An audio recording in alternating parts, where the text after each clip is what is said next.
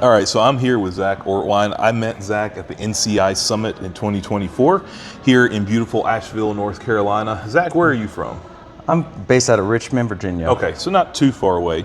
Zach is actually a little different of a contractor than the kind of contractor that normally comes to an NCI Summit. You're not an HVAC contractor, rather you're a duct cleaning contractor. Yeah. And some of us, we in the HVAC industry may tend to look down on duct cleaning like it's not a legit service, but that's not exactly true. Unfortunately, there's a lot of HVAC contractors that offer duct cleaning, but they don't really offer a very thorough job. And so what I wanted to talk to you about is the legitimate certifications to become a duct cleaner, and then some of the things that you do in your business that is above and beyond even what those certifications call for. So let's first talk about the NADCA certification. What does that stand for, and what does that involve? Yeah, so NADCA is the National Air Duct Cleaners Association, and NADCA certifies technicians, not companies. Okay. You can be a NADCA member company, and you have to have a certified technician to be a member company. Okay. But for a certified technician, they've demonstrated through testing that they understand how to, so there's the air systems cleaning specialist and ventilation system motor mediator. They're kind of packaged together under that. They've demonstrated that they understand how to clean each different type of duct. Okay. So different cleaning methods, like on metal duct, you can be a little bit more aggressive than you can be in flexible or fiberglass line. True. So you have to understand the surface that you're cleaning. And then, and they've demonstrated through testing that they understand, at least to an acceptable level, what it takes to get a system clean. Right, so simply sending somebody out with a duct cleaning machine doesn't make you a legit duct cleaning service. No. It requires a lot of training and certification testing. How do they certify somebody? Do they come out and witness you doing a service? How is that verified? So it's verified through testing. Okay. It's a 180 question test that you take, and then if you pass the score for, I guess the passing score, you can get your certification. Gotcha. And then in addition to the air systems cleaning specialist, there's the certified ventilation inspector. Okay. That is, I'd call that NADCA's advanced degree. Okay. That takes it to the next step of identifying the underlying causes of duct system issues that result in contamination. And what are some of the most common ones? Most commonly, I'll see things like ducts that have slipped off, so poor connections. Okay. I see in our area in Richmond, it's a pretty old city, so we have all metal duct systems that were friction fit years ago, and as the foundations and homes shift a little, some of those metal ducts pop and they disconnect. Yeah. So that's a common issue with metal duct systems. Okay. And then of course we have air quality concerns, odor migration, which might be the duct system, it might be a building pressurization type of thing. Pulling in odors from somewhere in the building through the ducts.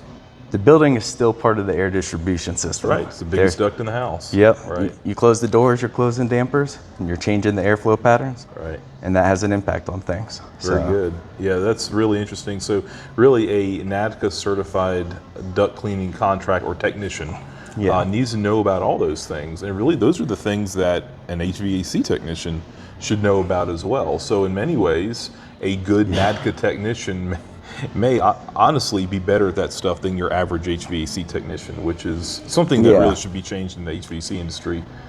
But go ahead. I'll say another thing with NADCA is that duct cleaning is a bit of a misnomer. So it's the full HVAC system. It's where air goes into the return grill all the way to where it comes through the supply grill and everywhere in between that the air touches. So that includes the air handler and the coil, right? Yes. Certain states, they have to have an HVAC license, and they might not be able to. Okay. But kind of depending on your authorities having jurisdiction and what you're allowed to do in your area, the ACR, NADCA standard, that's our holy Bible or how-to of duct cleaning. Okay. And that's the guide. Clean it from where air enters the system to where it exits. That makes sense if you leave any gaps and you haven't done a thorough job. So when it comes, let's say, about the air handler cabinet and the coil and the blower wheel, what are some things that are typically done to clean and sanitize those? Sure, it can range from kind of depending on the level of contamination. It can be vacuuming the surfaces off, scrubbing them with brushes, all the way up to pulling the blower motor shaft off the wheel or the wheel off the shaft and pressure washing it. Gotcha. And so there's type 1 cleanings or dry cleaning methods that that could be air compressor powered tools blowing the dust off. Right. And then type 2 is a wet cleaning method, and that's where chemical sprays and rinsing. So you remove, just like the same thing we do, we pull the blower assembly, we remove the motor, and then we clean everything else out sometimes. And you guys are using some pressure washers too sometimes, right? Yeah. And I mean, your typical HVAC service truck is probably not going to have a pressure washer on it. So you may actually be doing a more thorough cleaning again than an HVAC contractor, which is pretty impressive and something that needs to change in the HVAC industry. Yeah. It's hard to have every tool on your truck for every kind of job. Right. But there is tremendous value to having your ducts cleaned periodically by a certified technician. Now, Yes. And I recently roasted a company who I believe is just treating duct cleaning as an upsell. And they were trying to say that you should have your ducts cleaned at least once a year, if not more often. Speak to that. Like, how often do you see that ducts need to be cleaned, and some of the reasonings behind that? Yes, I would never say there's not a specific time frame. There are climate factors are a big one. So in Virginia, it gets pretty humid in the summertime, Right. and a lot of the times we are cleaning from a mold prevention or control standpoint. Drier climates like Colorado, maybe cleaning for different reasons in that area. The time frame is going to depend, actually, I find mostly on where the vents are located. If you have floor vents, they're getting a lot more stuff that drop into them than if you have ceiling vents. That is very true. Usually it's going to be a combination of some kind of contributing event to create the need for cleaning. If you do a renovation and you sand a bunch of drywall or redo your floors and sand, if you're doing dust generating activities, or you have a critter gets into the duct system and can't find its way out and starts smelling funny. We have someone dropped a Christmas box on the flex line and disconnected in the attic and obviously didn't find out until later. You're right. So yearly duct cleaning. No. What kind of questions would run through your mind if somebody was saying that I need to get my ducts cleaned yearly? Is it an industrial site where you have flower production plants? Is it? There must be something very far outside of the ordinary to contribute to that much dust generation. And so really the most important follow-up question there would be why? Yeah. Why is particulates and other contaminants getting your ducts that often? Because we should be filtering our ducts. We should be living in a way that doesn't create those kind of contaminants. And even like normal living, even a house with pets and kids and just a normal chaos of life, would you say creates enough contaminants to require duct cleaning in most circumstances?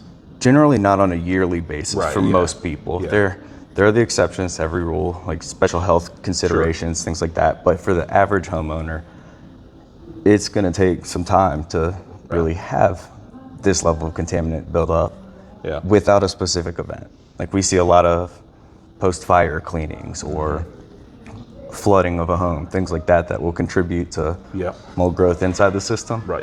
But really, if they're doing a good job of changing their filters, they're not creating a lot of pressure imbalances in the home, and have their system maintained twice a year, they could, and without a major event like a renovation, they can probably go 10 years with, between a cleaning. Yeah, that's really interesting, and that's kind of what I thought. But again, when certain companies that are just using that as filler time during their slow periods, there's some advice that's out there that just simply isn't true. So it's good to speak to a professional to get that. Now, you mentioned pressure imbalances. That sounds like some building science, home performance type things. And what I'm really impressed about your business is that you get into that, and that may not even be something that your normal NADCA certified technician may get into. But talk about some of the extra things that you do that are above and beyond that can maybe give some inspiration to some other people out there that are looking to get into the same line of work. Sure.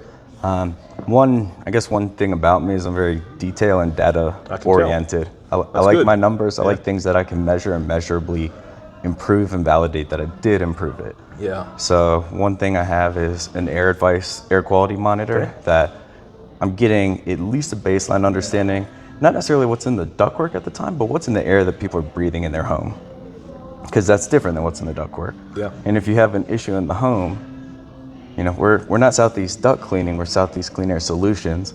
because we're looking for the underlying causes. Why? Getting the root cause. Why are there air quality issues? That's so important. What if you don't find the underlying cause? It's just going to come back. Yeah. Duct cleaning would just be a band-aid, Right. instead of an actual, solution. Right. It's something that'll last, a permanent solution. And we're in the business as HVAC contractors of providing permanent solutions. We don't like providing Band-Aid repairs and having to come back, because ultimately it looks like that we didn't do a good enough job in the first place. And that's, I think, is very similar to what you're saying. If the customer continues to have the air quality issues that they're having year after year, they may start thinking, well, he's not doing a very good job cleaning the duct. And maybe you did clean the air ducts perfectly, but then if we're not identifying those it's source control. If we're not identifying the source of the problem, then then it's just going to come right back. So that's just logic. I mean, that's not anything I think anyone's going to argue with. And so what are some of the other things that you're doing? I know we talked a little bit before about some of the coatings that you put even on duct board. Yes. And just some of the above and beyond extra things that you're doing that we talked about before that was really impressive. Yeah. I take a strong position that with fiberglass duct, so duct board and internally lined, if I clean that, I'm going to apply a surface repair coating to it before I turn that system back on. I don't want to have the cleaning that stirs and loosens up the fibers on the surface, and then have the blower come and put a bunch of particles into the air and make people really sick. Yeah, and I hear that a lot, that people say, well, if you get your duct cleaning done, all you're going to do is stir up all this stuff. And so by taking that step, by coating the inside of the ducts, you're actually mitigating that down to a very small amount that's going to get stirred up, right? Right. Yeah, and it seals to the fibers. Yep. Like we don't want fiber shedding into the airstream. Right. In even contact vacuuming with a brush, any cleaning activity is going to some extent disturb the fibers. Sure. If you touch them, you disturb them. Yeah, that makes sense. So you want to make sure that you seal that down to prevent fiber shedding and to prevent people from not only getting sick the day of, but continuing to. Because as it sheds, the rate that it sheds will increase over time. It's not going to decrease. So you're better off to seal them, protect it, reduce the static on the duct is another kind of benefit. That's true. Because when we looked at it, it was a much smoother surface on the inside of the duct than it was with that fiberglass lining on it. And so now actually our duct friction rate has gone down. We may even see a reduction in total static pressure. So now you've actually made an HVAC performance upgrade. And obviously that's an unintended consequence, but a good unintended consequence. Yes. So those are great things to keep in mind. We don't want to paint duct cleaning with a broad brush, that it's a hoax, that it doesn't work, that it creates more problems. There is a right way of doing it that's been tested and verified and certified. What are the things would you say you're passionate about regarding what you do as we kind of wrap up, or any other part of your message that you want to get out there? I would say really focus on finding the solutions. Focus on finding how did this system get this way? Is it attributable to an event, or is this something that I don't want to come back here again for years either? Yeah. And maybe for a dryer vent, but not for the duct cleaning. Right.